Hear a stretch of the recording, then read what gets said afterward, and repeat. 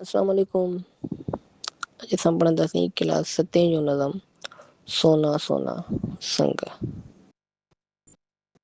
ही बैत ॿनिन में फुटंदड़ फसलनि जी सारा में चयल आहे ऐं हिन में कणिक जी फसल जी सारा थियल आहे। उन खां पोइ ही जेको नज़म लिखियो आहे मीर मोहम्मद पीरज़ादो, जेको सिंध जो मशहूरु लेखक ऐं सिंधी ॿोली जो माहिर हो। हिन तइलीम ऐं सिंधी अदब जे वाधारे लाइ अहम ख़िदमतूं सर अंजाम ॾिनियूं ऐं केतिरा ई किताब लिखिया। हिन ॿारनि लाइ बि नज़म लिखिया ऐं सिंधी अदब में अहम ख़िदमतूं सर अंजाम ॾिनो। नज़म जो नालो आहे सोना सोना संग। पहिरीं सिफ़ में चवे थो त सोना सोना संग ॿनिन में। इन जो मतिलबु इहो आहे त सोना उन लाइ चवे थो त ॿनिन में जेके कणिक जा संग आहिनि न, तव्हां तस्वीर में ॾिसंदा जेका कणिक पोखियल आहे, इहे हिन जा संग आहिनि। साम्हूं जेके डिघा डिघा लॻा पिया आहिनि, इहे कणिक जा संग आहिनि। चवे थो शाइर त इन्हनि जो जेको रंग आहे उहो सुनहरो हूंदो आहे, ॼण सोन वांगुरु हूंदो आहे। उनजे सुनहरे रंग जे करे हिनखे सोना सोना संग जो लक़ब ॾिनो वियो आहे। माना सोना सोना इन लाइ थो चवे। वरी चवे थो त कंहिंजी पोती कंहिंजो चोलो, कंहिंजे पेट भरण जो लोलो, कंहिंजी इज़त शान ऐं शौक़त, कंहिंजा आहिनि नंग ॿनिन में सोना सोना संग।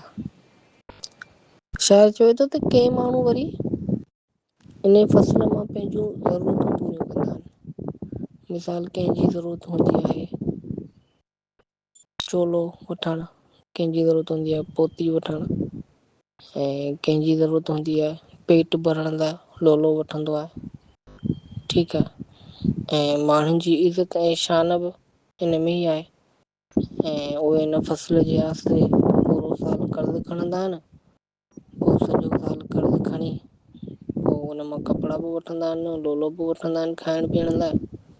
ऐं पोइ विचंदा आहिनि बस जॾहिं सोना सोना संग लहींदा, तव्हां पंहिंजो कर्ज़ु लाहे पंहिंजी इज़त बचाईंदुसि।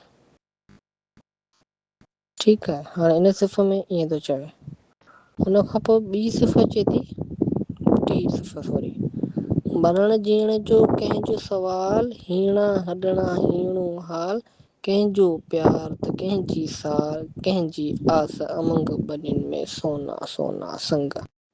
हिन शेर में शाइर चवे थो त हारी नारी तमामु घणी महिनत कंदा आहिनि। ऐं मिसाल चवे थो न, मरण जीअण जो कंहिंजो सवाल, इन जो मतिलबु इहो आहे त माना ॿनिन ते ॾाढो ख़र्चु कंदा आहिनि, महिनत कंदा आहिनि। हाणे अगरि जे इहो फसल माना उन्हनि खे न मिले न, ॼण मरी वञनि।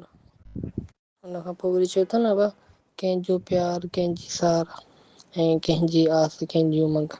हाणे भाउ हुननि वॾी महिनत कई माना हिन फसल खे पोखण लाइ, माना उहे त हाणे माना वीचारा माना हुन फसल जे आसरे ई वेठा आहिनि।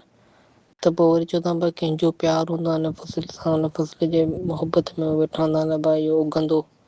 पोइ हुन मां आसूं उमीदूं रखियो वेठा हूंदा आहिनि। पोइ माना हुननि लाइ सोना सोना संग थींदो। पोइ सम्झ माना ॼण हुननि लाइ सोन थी वेंदो।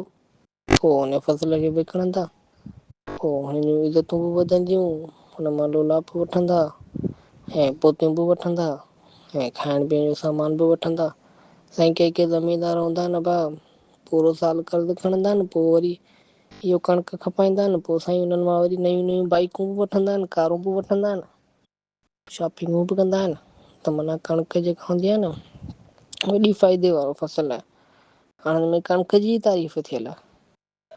उन खां पोइ चए थो पोख पकल जा संग नचनि था, ख़ामोशीअ में साज़ वॼनि था, सॉरी, ख़ामोशीअ में साज़ वॼनि था, झूलनि झूलनि झूमनि ॻाइनि, ॼण त हवा में चंग ॿनिन में सोना सोना संग।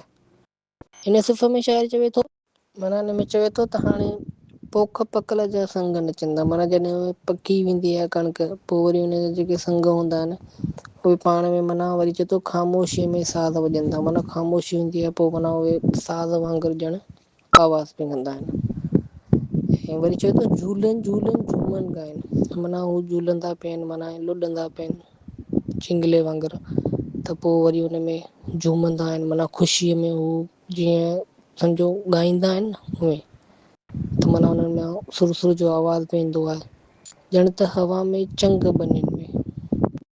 माना हाणे चवे थो न त माना ॼण त हवा में चंग बनियुनि में, माना जेॾी महिल हवा लॻंदी आहे न उन्हनि मां साद निकिरंदो आहे, हिकिड़ो सुर निकिरंदो आहे, आवाज़ निकिरंदो आहे, उहो जीअं हवा में लुॾंदा आहिनि त हुन मां हिकिड़ो माना सुरूर वारो आवाज़ु ईंदो आहे। चंग माना चंग माना साद ई थींदो आहे।